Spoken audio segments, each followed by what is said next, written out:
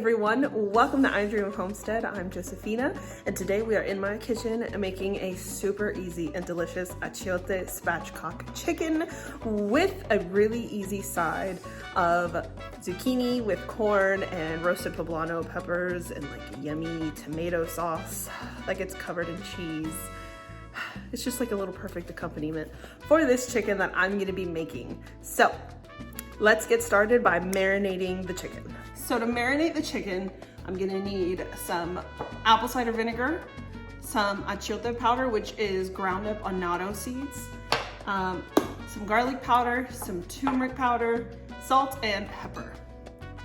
Literally the most simple ingredients, but this chicken is so flavorful. It's so yummy. You would think there was a whole lot more in it than there actually is. I will have all of the amounts of each ingredient listed down in the description box. So I'm not gonna give you guys the measurements here, but you can definitely find those down below. So first thing I'm gonna do is add in some apple cider vinegar. Next thing is the achiote powder, garlic powder, some ground turmeric, salt.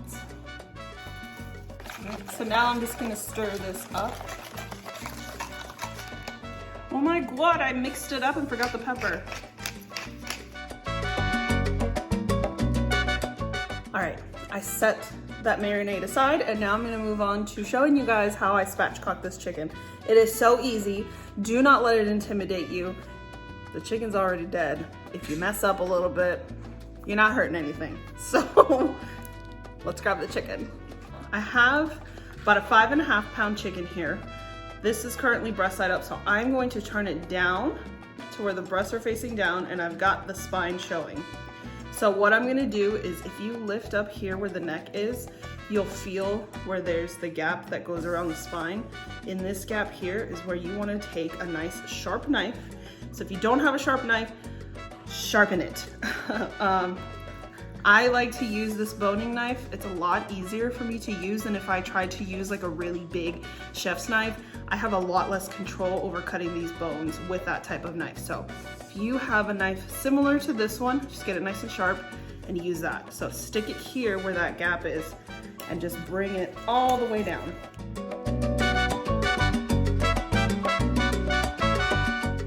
All right, so that helps to open up the chicken all the way. If you don't want the spine, you can then come on the other side and do the exact same thing, and it will take out this entire section of the spine. I leave mine on because after I'm done with a chicken that's been roasted, I save all the bones and use that to make bone broth. So rather than get rid of this, I will just bake it off with the rest of it and cut it out at the end. So now I'm taking the chicken and I flip it over. The breast is now facing me, and right here in its cleavage, I'm gonna put my palm in and push down to where it cracks that chest bone. So now my chicken is completely flat, and to the marinade, I'm going to put it breast side down, give it a good old zhuzh, flip it over, get it all up on that side, flip it back, and just try to get marinade rubbed in everywhere. I want to adjust the camera, guys, but I've got chicken all over my hands and I'm just not down for washing and then touching and then washing and then touching. Now I am gonna go wash my hands. So for this chicken marinating, you have a few options. If you were better on time than I was and you did your chicken the night before you make it or the very early morning of, you can leave this in the fridge all day and wait until evening to bake it off, and then it will have so much incredible flavor because you allowed it to marinate for so long. So what I like to do when I'm short on time like this, and I know I have less than 4 hours before I need to bake it, I will leave this out on the counter at room temperature, because what that's gonna do for the chicken is that it is going to let the meat stop being so tense from being cold inside of the refrigerator. It's gonna loosen up the meat. It's going to absorb that marinade more. And then because my marinade is a vinegar-based marinade, vinegar will penetrate into whatever meat that you're marinating and it'll tenderize it and it'll help those ingredients to get absorbed so much better.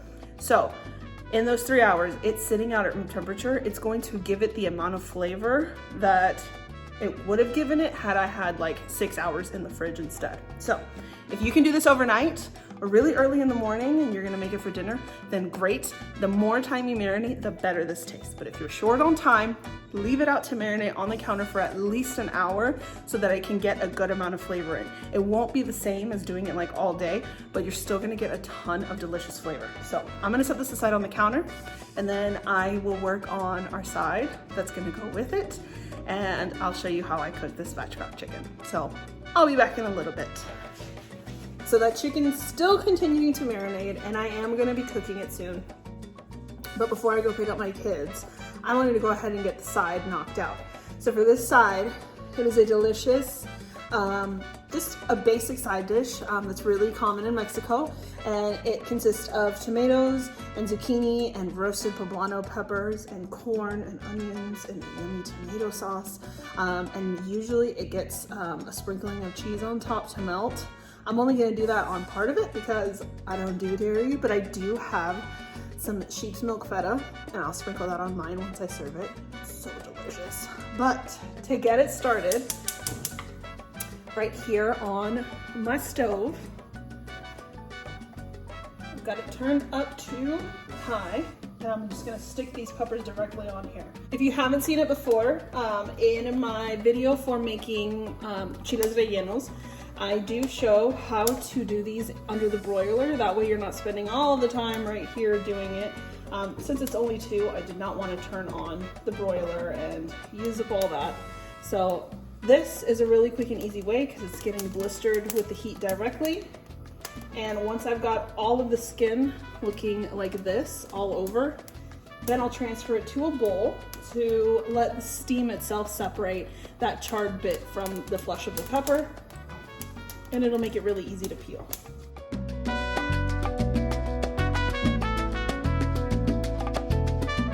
Heat's been cut off, and as you can see, the entire pepper is nicely charred. So I'm gonna transfer it into a bowl, and that bowl is going to get a lid so that it traps all the steam inside of it and also cools down. So while this is cooling down, I'm gonna work on chopping the veggies that I need.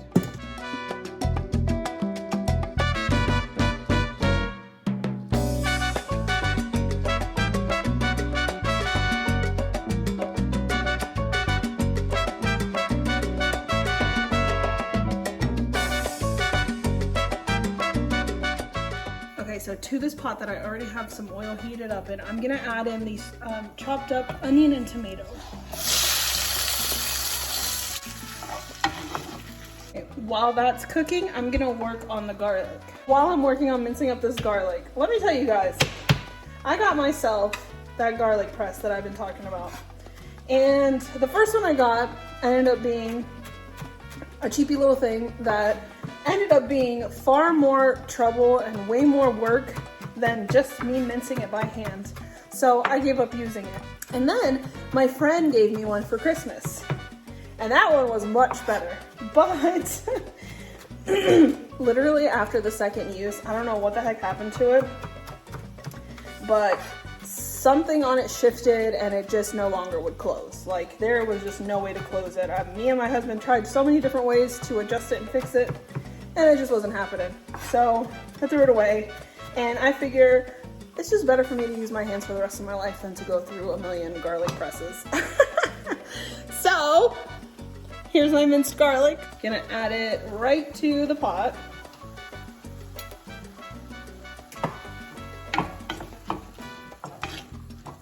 And to this, I'm going to season it with some salt and pepper to taste.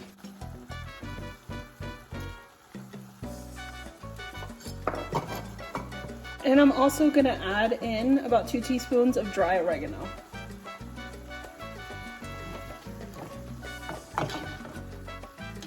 So I'm doing all of this first so that this becomes a sauce. As it cooks and breaks down, these tomatoes are gonna get nice and sweet. It's gonna marry with the oregano that's in there. And then the salt that I put in is gonna draw all the juices out of the onion, the garlic, and the tomato. And so that way it becomes even more saucy. I'm gonna let this keep cooking and I'll stir it occasionally while I prep the rest of the veggies. The next thing I have is corn. So I recently showed you guys this in my video where I make carne a la mexicana. But this is my way of doing corn so that it makes less mess. I will hold it down and cut one side of the kernels off. Try not to go too in where you get a bunch of the cob taken off of it, because then that's not fun to eat. Roll it onto that flat side, and then just keep doing that. Every time you cut a side off, roll it over, cut that side off.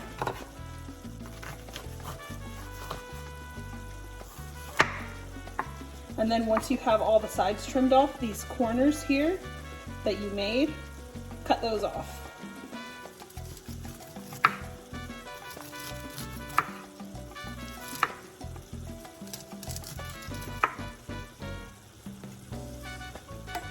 And now I don't have corn splattered everywhere, and I don't have a huge mess of a bunch of other devices that I use to be able to get these kernels off. And I'm gonna go ahead and add in this corn with that sauce.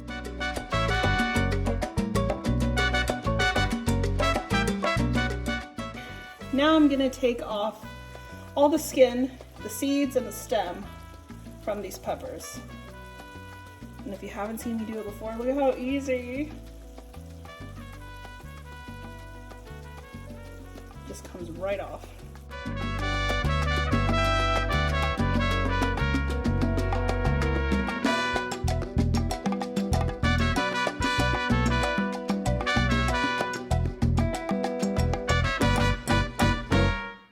Okay, so peel's removed, so is the stem and the seeds. Now what I'm gonna do is kind of just cut it into, this one into thirds. I'll stack those on top of each other, and then I will just slice down.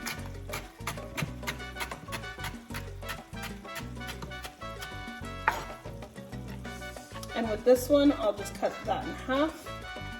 Same, stack it and slice down. So now you have these strips here. And these are also being added right into the pot.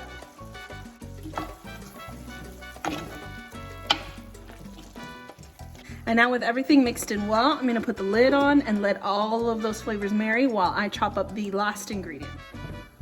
And that last ingredient is zucchini. So, I'm gonna take the ends off.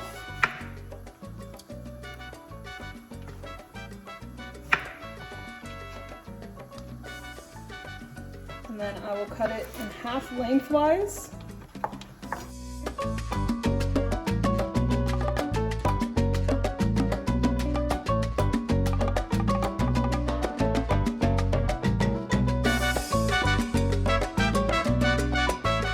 All of those flavors got to mingle, and now we're gonna add in the zucchini.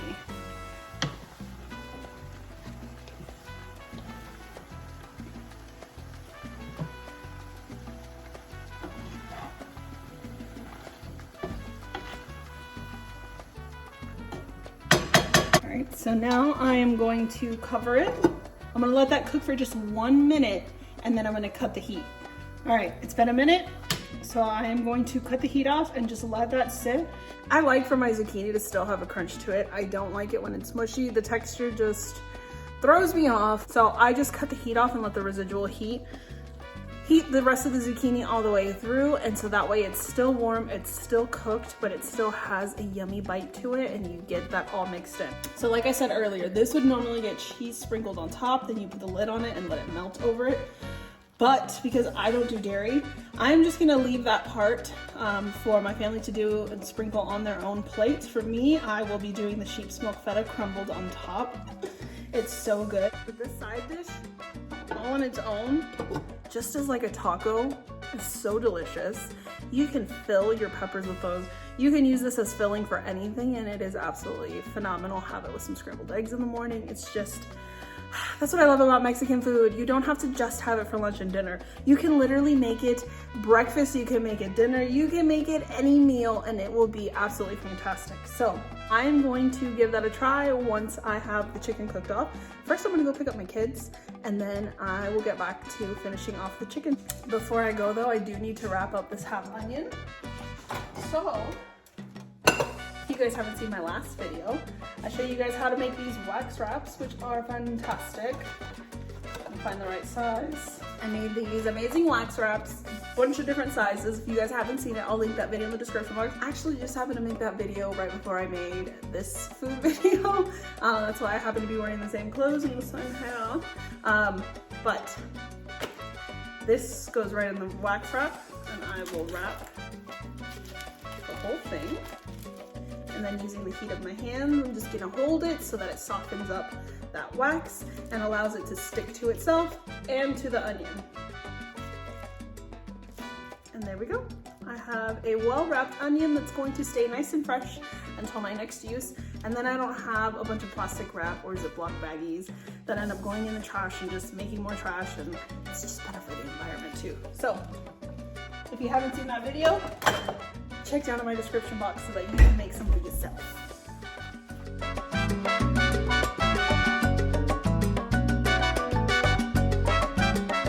I have my oven preheated to 400, and then I have a cast iron skillet here with a tablespoon of oil that I let get hot on medium heat.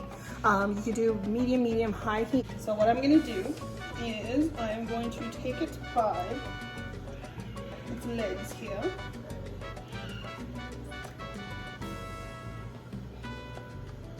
And I'm going to go breast side down and lay it away from me. That way, whatever splatter accidentally happens can happen away from me and not towards me.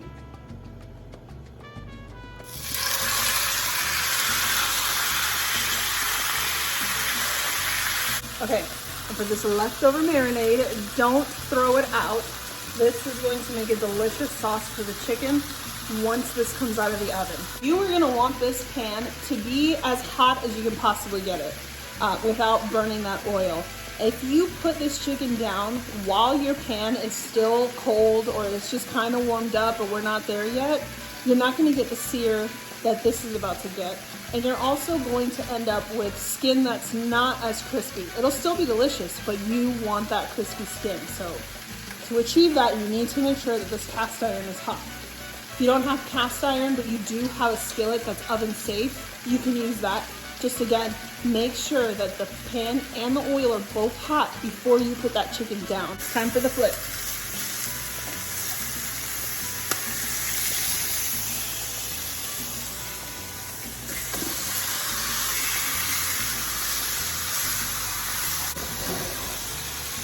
Okay, so you see the sear marks that are all along this? That's gonna help you achieve that crispy skin. So now we're taking this whole pan and sticking it in the oven for an hour and 25 minutes.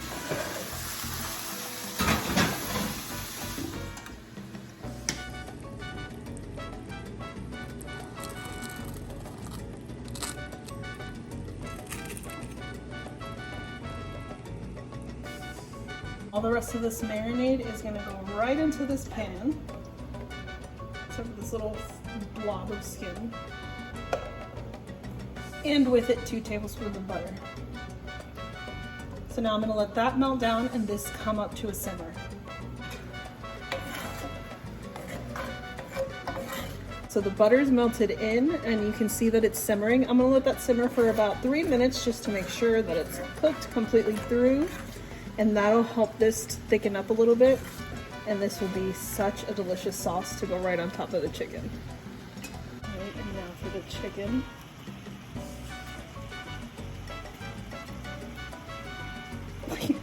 All I had to do was cut the skin and the rest of it just pulls right off. It is so tender.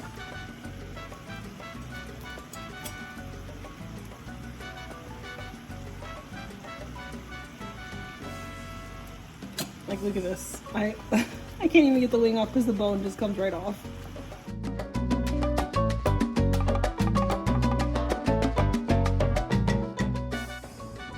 The sauce is nice and thick now.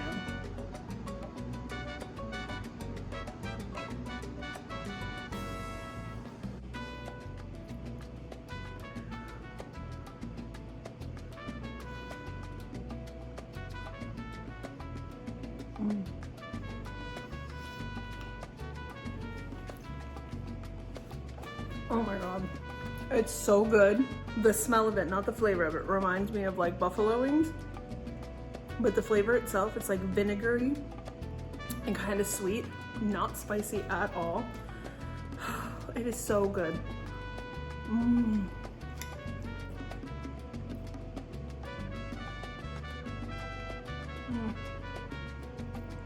And those two together, yes, this is so good. This is a really easy way to cook a whole chicken that doesn't require a whole lot from you. Oh, it's so good. It's so flavorful.